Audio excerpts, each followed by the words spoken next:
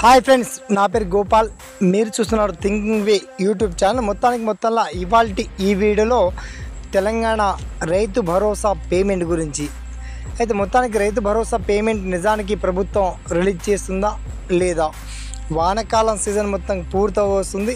చాలా జిల్లాల వరి కోత కూడా స్టార్ట్ అయ్యింది. అయితే ప్రభుత్వం మాత్రం బెండు కాకుండా ఎక్కడ కూడా తలొగ్గకుండా మొత్తానికి రైతులకు హామీ ఇచ్చింది. ఆ హామీ ప్రకారమే రైతు బంధు గత ప్రభుత్వాలు ఇచ్చాయి. ఈ ప్రభుత్వం మాత్రం మొత్తానికి రైతు భరోసాగా పేరు మారుస్తూ ఎకరానికి 7,500 రూపాయల చొప్పున నగదు జమ చేస్తుంది. దీనికి సంబంధించి ఎప్పటిలోగా ఈ పేమెంట్ క్రెడిట్ కావుతుంది, వాటికి సంబంధించి పర్టికులర్ డీటెయిల్స్ ఏంటో మనం షార్ట్ అండ్ క్లియర్ కట్గా తెలుసుకుందాం. ఓకేనా? So let start our topic.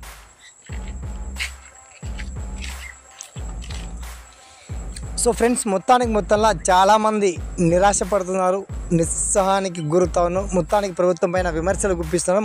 మొత్తంలో రైతు భరోసా పేమెంట్ కింద గత ప్రభుత్వాలు చేసినటువంటి చిన్న తప్పిదాల వల్ల చెరువు ప్రాంతాలు కావచ్చు, మొత్తానికి గుట్టలు కావచ్చు, రోడ్లు కావచ్చు, భవనాలకు కూడా వచ్చాయండి.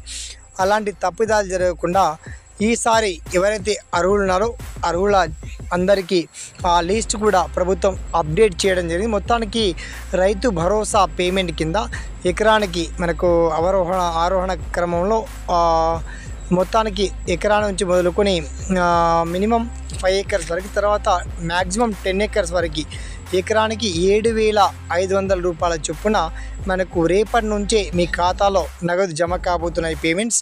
అయితే దీనికి సంబంధించి చాలామందికి డౌట్స్ రావచ్చు. అండ్ నేను కూడా మీకు సీదా డైరెక్ట్గా క్వశ్చన్ చేయదలుచుకున్నాను. తెలంగాణ రాష్ట్ర ప్రజలందరికీ మొత్తానికి 5 ఎకరాలకి ఇస్తే బాగుంటుందా లేదా 10 ఎకరాల వరకు ఇస్తే బాగుంటుందా, మీ పర్సనల్ ఒపీనియన్ని కూడా కామెంట్ సెక్షన్లో కూడా చేయండి. మొత్తంలో పేమెంట్ అనేది ఒక 2-3 రోజులు దసరా లోపే ఈ రైతు భరోసా పేమెంట్ మీ ఖాతాలో నగదు జమ కాబోతున్నాయి. అయితే ఈ పేమెంట్ విషయంలో చాలామంది అనుమానపడుతున్నారు, సందేహాలు వ్యక్తం చేస్తున్నారు. అసలు రుణమాఫీ కాలేదు, మరి రైతు బంధు ఎక్కడికి వెళ్ళి ఇస్తుంది ప్రభుత్వం అని చెప్పి చాలామంది అడుగుతున్నారు. అయితే ఈ Rythu Bandhu payment, Rythu Bharosa payment funds ఆర్థిక శాఖ ఆమోదించింది. ఈ ఫండ్స్ వేరే అండి.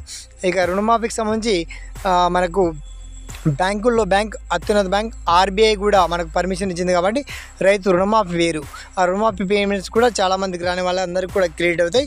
అయితే ఈ రైతు భరోసా పేమెంట్ గురించి ఆల్రెడీ వచ్చినటువంటి రైతుల యొక్క డీటెయిల్స్ అన్ని కూడా ప్రభుత్వం రిలీజ్ చేసింది.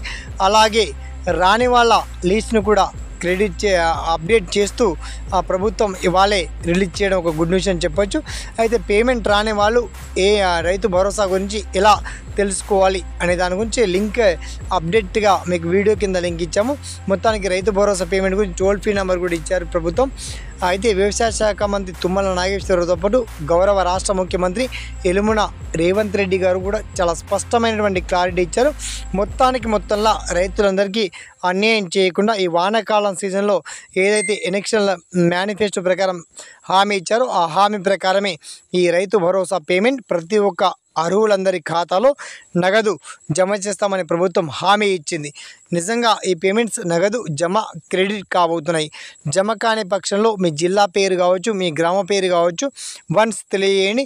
అలాగే 5 ఎకరాలకు పరిమితమా, 10 acres పరిమితమా, పర్సనల్ మీ ఒపీనియన్ని తెలియజేస్తూ ఈ వీడియోని మాత్రం ఒక 10 మందికి షేర్ చేయండి, లైక్ చేయండి. తర్వాత ఈ వీడియో ఏమాత్రం నచ్చిగా ఒక చిన్న లైక్ చేసి సపోర్ట్ మాత్రం చేయడం మర్చిపోకండి. ఓకేనా? సదా మీ సేవలో ఈ thinking way YouTube channel. Thanks for watching. జై హింద్.